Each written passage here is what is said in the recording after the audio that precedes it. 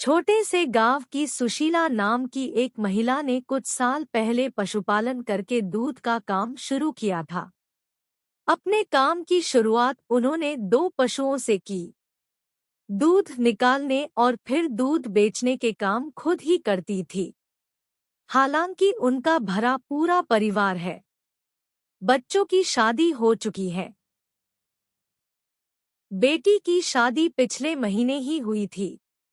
आस पड़ोस के घरों की महिलाएं उन्हीं के यहाँ दूध लेने आती है।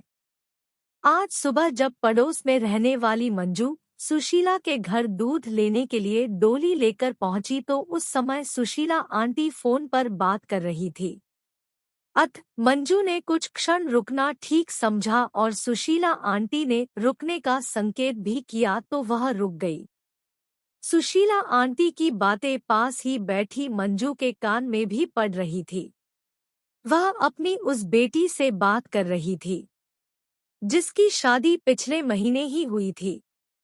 वह कह रही थी, देखो बेटी, मायके की याद आती है, ठीक है, लेकिन वह घर अब तुम्हारा है।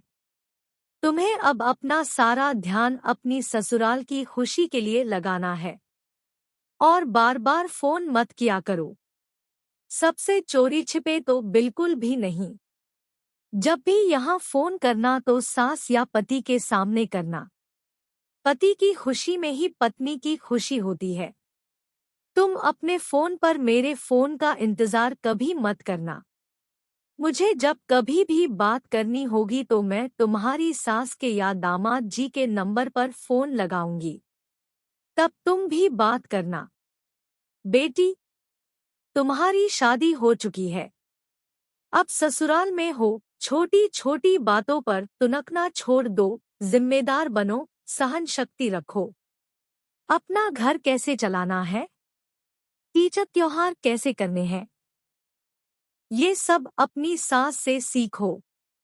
हर घर के अपने तौर तरीके होते हैं। एक बात हमेशा ध्यान रखो, ससुराल वालों का सम्मान करोगी तो सम्मान पाओगी। मायके की लाज रखना। ठीक है, सुखी रहो। सुशीला की यह सारी बात सुन रही मंजू ने प्रशंसा के भाव में कहा, बेटी को बहुत सुंदर समझाया आपने। सुशीला बोली, बहन, माँ को बेटी के परिवार में अनावश्यक दखल नहीं देनी चाहिए।